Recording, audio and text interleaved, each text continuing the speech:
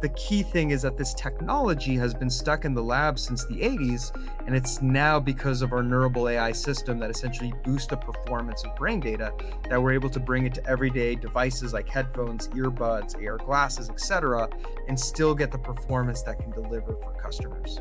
Built this week, breaking it down. Built this week, we show you how. A fresh idea, a clever tweak. You locked in, you built this week.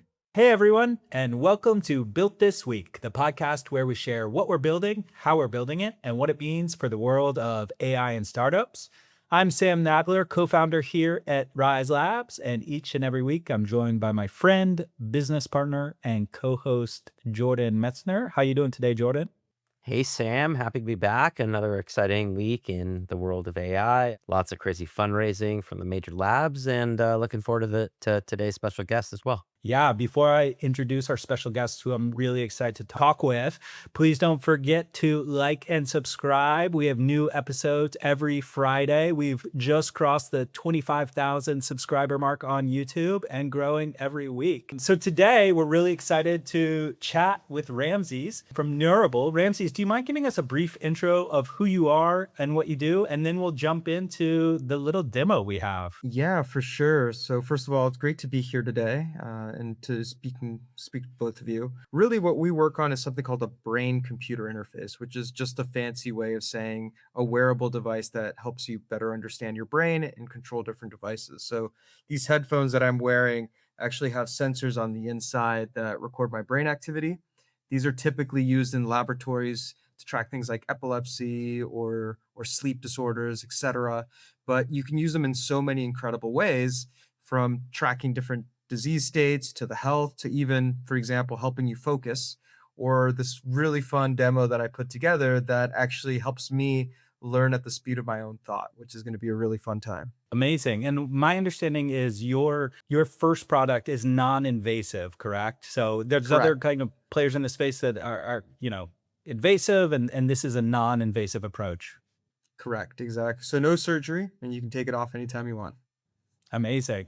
Well, how about, if you don't mind, you show us what you built and how you could theoretically apply this technology to an everyday use case. Yeah, for sure. And just to share a little bit of background too on what we do, we make it so that these devices can have brain-computer interfaces. But then the trick is, how do you take this complex brain signal and actually turn it into something useful for people, right? And so these headphones can actually track my focus in real time. And I'm just going to show you here this my screen real quick. Yeah, this is going to be fun. You should be able to see a window here. This is actually a podcast. And do you guys see these kind of like blue bar that's scrolling right here? That's actually my focus in real time. So when I start to focus on light blue is moderate focus, and orange is when you get distracted. You do get focus scores at the end and build up throughout the day. You can see it increasing. Exactly. So you saw it increasing right here. And then now that I'm going to get distracted, it's going to start to drop off, right? Yeah. Now, what's really cool is like, yeah, sure, one thing is being able to track your focus, but what if you could use it to actually help you learn, right? So this is just a quick browser plugin, and I can turn on this feature called Mind. And what's going to happen is that, and this happens to me all the time, I'll be like working, listening to a podcast, maybe doing the laundry while this happens. And sometimes I'll get distracted, and then I just realized I missed like a key part of the podcast, right? Well, what if, because I listen to podcasts at like 2x speed, what if it could regulate the speed based off of how concentrated I was on the content? So that's what we're going to do, right? I'm going to turn on Mind. And then at first, what I'm going to do is I'm going to start focusing on this podcast, and you'll see that this line will go up. And then eventually I'm going to get distracted and you'll see it go down.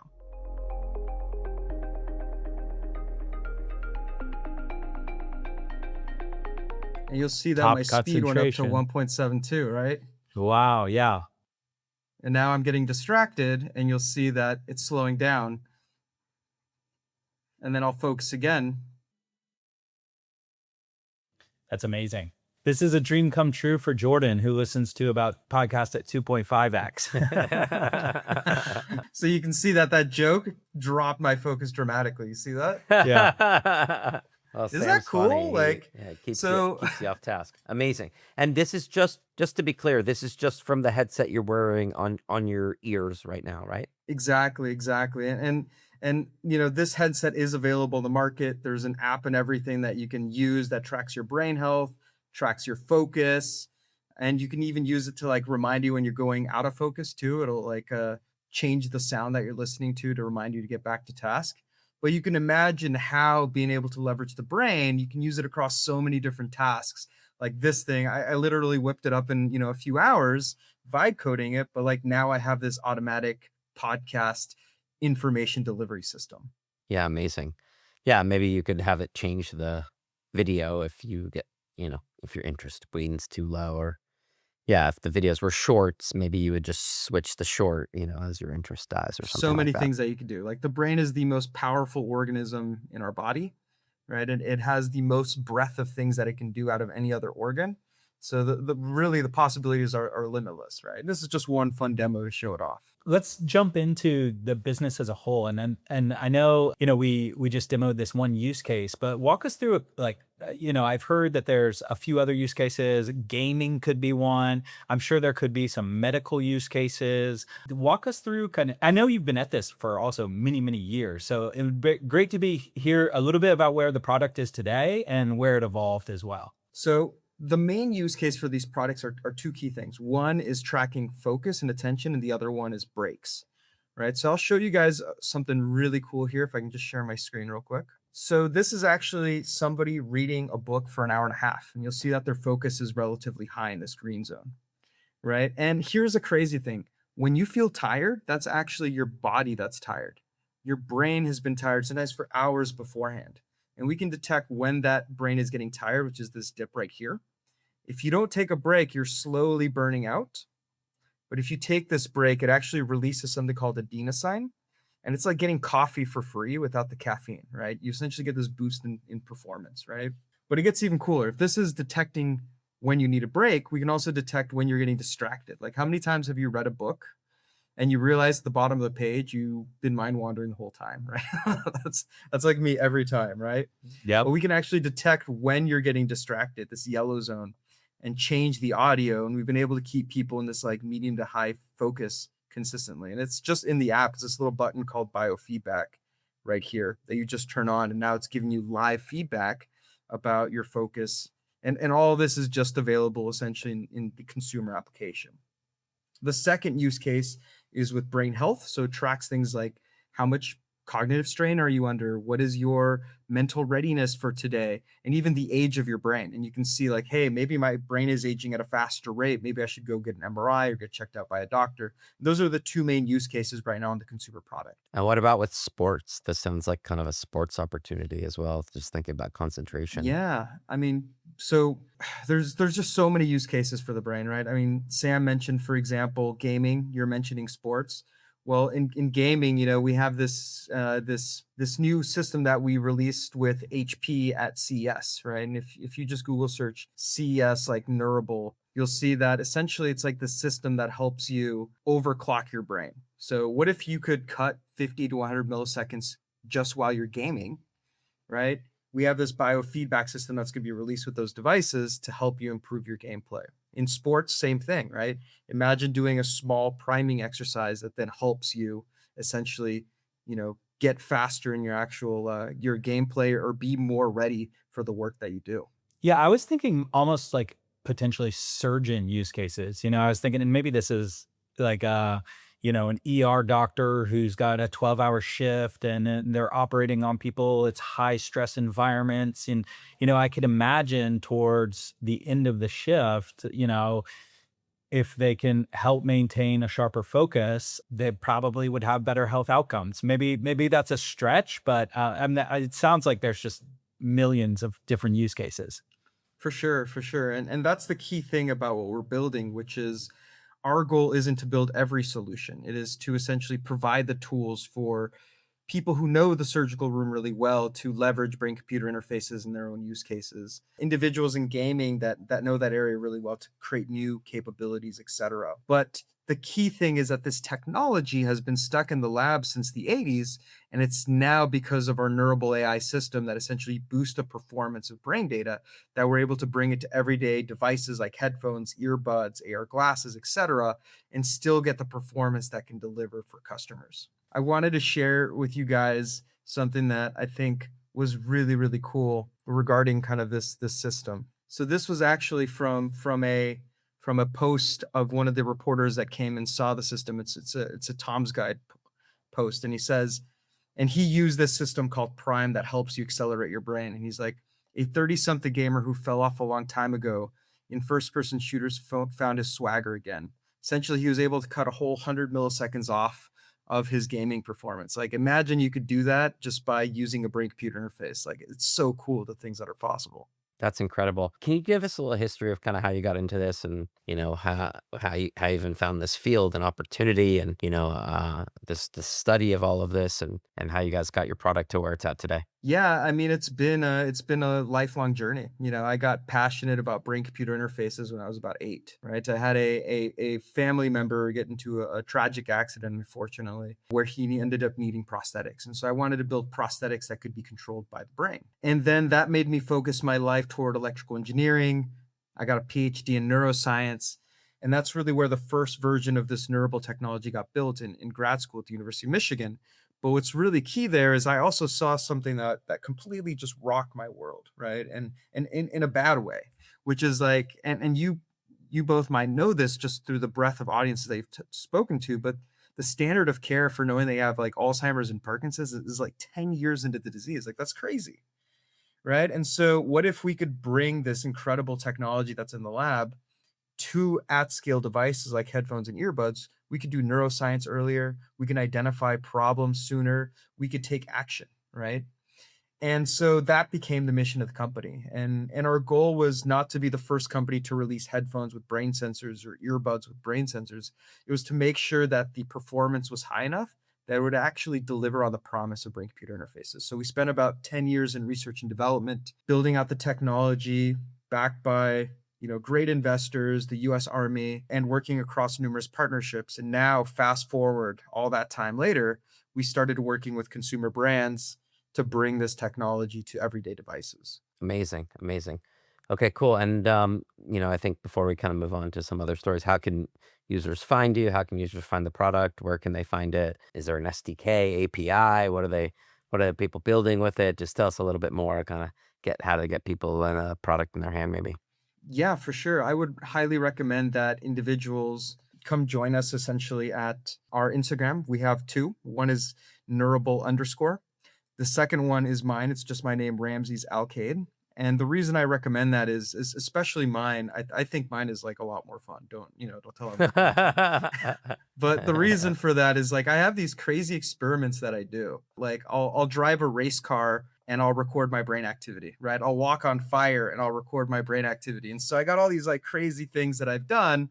I'll get into an ice bath and I'll see how does it affect men versus women, right? So there's just all these really fun experiments that you can see like how your brain reacts. So once again, Instagram, LinkedIn, feel free to add us there. And if you're a student, highly recommend that you join our Discord.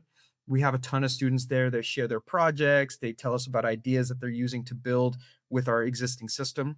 We don't have an SDK per se, but we have something called a research kit that enables people to get the data from the system and build different devices on top of it. It's effectively an SDK, but with a fancier name. Just quick question. From some of your experiments, the race car driving, walking on fire, ice bath, which were surprising? Did your, brain shut off in the ice bath, or, is there anything that would be is fun that was unexpected? Yeah, I mean, what I think was a really interesting thing is we were at breakfast and we had like an ice bath lined up earlier that day. And this girl comes up to us and she's like, "Hey, I heard some rumor that women and men, react differently to ice baths, and that maybe women may not get the full benefit of what an ice bath as a male would." And in my head, I was like, I don't know if I fully believe that, but I have the tools to test it, right? So we ran some women and we ran some men, and we did something called a cognitive snapshot, which you can do actually on your phone. It's in the app. And she wasn't wrong. Like we saw this key variable called anxiety resilience, which is how well you can handle stress. Like all the men had an increase in anxiety resilience, which means, and that's what you want from an ice bath. You want to be able to handle stress better. So you became more resilient to stress. But all the women got a reduction in it. So we actually saw that, this thing that ended up being a a breakfast rumor actually turned out to be more true. And it shows you how wellness solutions may not work equally across individuals. It really is a customized thing. They're more of a maybe a sauna cohort instead of a nice guy. All right, guys, let's jump into the news. This is, we want something a little fun. This isn't too serious of a news day. We're sharing this first one. Security cameras are failing spectacularly at common sense. AI descriptions, I think, are calling brake lights fires and dogs bears. But Jordan, just because you have so much experience with building these systems and hardware, just wanted to hear what you think's going on. Oh man, this is this is a Ring tag camera, but why is this a hard problem? So security cameras live at the edge, right? So they're like on your doorpost, they're they're in your house, right? Then they have to connect, probably to your Wi-Fi, right? So they're not really connected to hardwired, right? And then they have, physical sensors on them. So like infrared sensors and other types of sensors on them, maybe radar. And then they also have the camera, right? And then they have to have either a local model, a model on the device, right? Or a cloud-based model that can then process these images as they're coming in at like 15 frames per second or 20 frames per second, 25, depending on the camera style, either locally or on the cloud, and be able to analyze these pictures, accurately in all different types of environments. And, in the case of here, like this very dark, low inhibited environment. So like, you don't always know what you're looking at because like the user themselves could put the camera in any direction, upside down, in any type of environment. And so you have kind of this, non-heterogeneous data set, and you're trying to build a model that like works for all these different environments. It has to work very like fast. And the other thing has to be cheap, right? Because like if you put like a very heavy model on the cloud, then like customers aren't willing to pay like hundreds of dollars a month per camera, let's say, to analyze like all of these photos. And so you're stuck in this position where you want to analyze things both at a, on device level, at a cloud level, do both of them to like try to provide some real-time solution, right? When you see the animal, you want to get notified, right? So they got to send you a push notification, right? And all these things have to happen very, very quickly. And you don't have a lot of dollars, to spend both on the device side, right? You can't put a really expensive, NVIDIA, crazy chip on it because nobody's going to buy a $10,000 camera, right? And then on the cloud side, you can't put like a very heavy chip on it because then no one's going to pay a monthly subscription for a really high rate. So you're stuck in this place of like consumer electronics where you need to put the right type of technology, you need the right type of response time, but you're highly limited on the type of hardware, software, and type of inference you're able to put on every like per instance that's happening. Ugh, sounds like a miserable problem. Ramses, did you get a chance to read it, and any high level thoughts? And you're in the hardware space, so maybe that something resonates. Yeah, I mean, what I would just say is like, what's crazy is that these are the problems that people see in different ways across different devices, right? Like right now, we process brain data on the edge with these headphones, right? And so it's like we're trying to balance costs, we're trying to balance compute capabilities, sending to the cloud, all these things, right? And at the end of the day, it's just so hard. Like people, I don't think people appreciate like how hard it is to even do the simplest things. Like you look at it and you're like, why does that think it's a bear? It's clearly a raccoon, and it's like, but one, your brain is just such an incredible, amazing machine that can classify these things that easily that you take it for granted. But I mean, somebody's probably spent their entire life classifying this raccoon and getting it wrong. It's like it's that hard of a problem.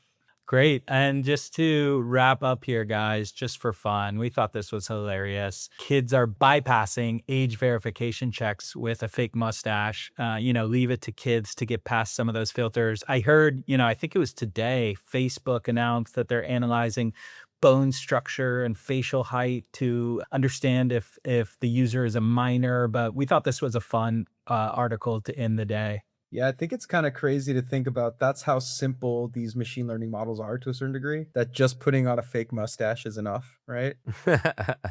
Yeah, it reminds me of kind of hot dog, not hot dog, right? So, the model can just say adult, not adult, right? And you put the mustache on immediately, it's adult, right? So It's an overfit issue, right? It's like, what kid has a mustache? So as long as there's a mustache, the model's like, oh man, clearly this must be an adult, right? Like, no matter how their face looks like, which is kind of crazy to think about.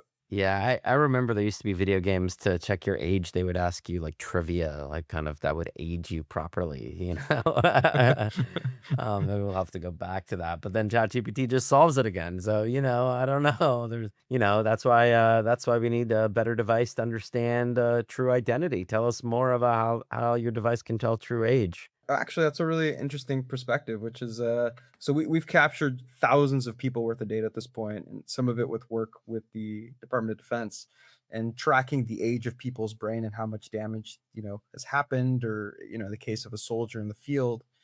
And so, yeah, I guess that's one way of at least doing age verification. There's also a few companies out there that are doing like individual verification, right? It's really hard to duplicate a person's individual brain signature. And so I've seen a few companies focused on like, how do we collect 2 minutes worth of data and then turn that into a key that can't be replicated, right? That's another way of doing it. Super cool. Super cool. All right. Well, that was a really fun episode. It was really great to chat with you. Awesome to learn about your product, and obviously just the early days of kind of like, being able to get this feedback. Obviously, people have things like Apple Watches and Aura rings and Whoop bracelets and things like that. But, I think, your headset just shows that we're starting to creep into a new area of self-analysis that really will allow us to empower us to do cool new things. Absolutely. Thanks for joining. I'm a little scared when I eventually get one of your headphones, how distracted I am throughout my typical workday.